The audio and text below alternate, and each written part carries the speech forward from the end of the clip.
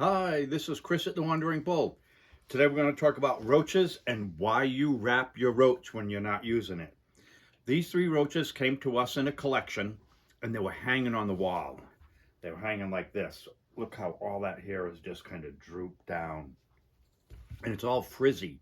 So once they're wrapped properly, the hair will be nice and smooth. We'll get this hair to stand up. So this blue one, I think he's about 14 inches, big base, and pretty frizzy hair. Little 6-inch teardrop shaped roach. Oh, it's not too bad, but still needs to get wrapped. And then this nice white one, same thing, about a 14-inch roach. Nice short deer hair right along the edge. The short deer hair makes the porky hair look taller. But once again, let's get this thing wrapped and see what they look like after they're wrapped with the form on the inside and the wrapping on the outside. So the three roaches we're talking about have been soaking for, I wrapped them in the last video, I got them wet, put them aside, 2 days later, and we'll unwrap them, see what they look like.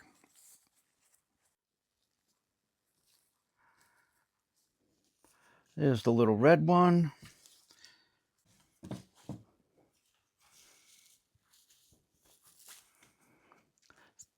The shape of the hair, and it flattens out, it's not all fuzzy, so it's more uniform when it's been wrapped properly for that length of time. Inside, so it's a much neater appearance.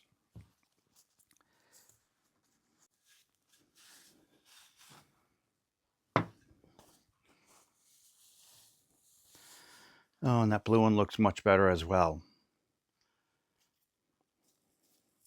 So it's important when you're sorting here to make a roach that it's all uniform in the front. That's the key to a nice roach, opposed to right in the front having hair that's an inch or a half inch longer than the rest. So a nice even look across the top. This has that row of white deer hair on the inside, the porky hair, and the outside is obviously that dark blue. So thanks for watching, and keep your roach wrapped, keep it nice and clean, keep it away from the bugs. Visit thewanderingbull.com. Check us out on Facebook, Instagram, and our YouTube channel. If you have any questions, certainly give us a call at 1-800-430-2855. Thanks for watching.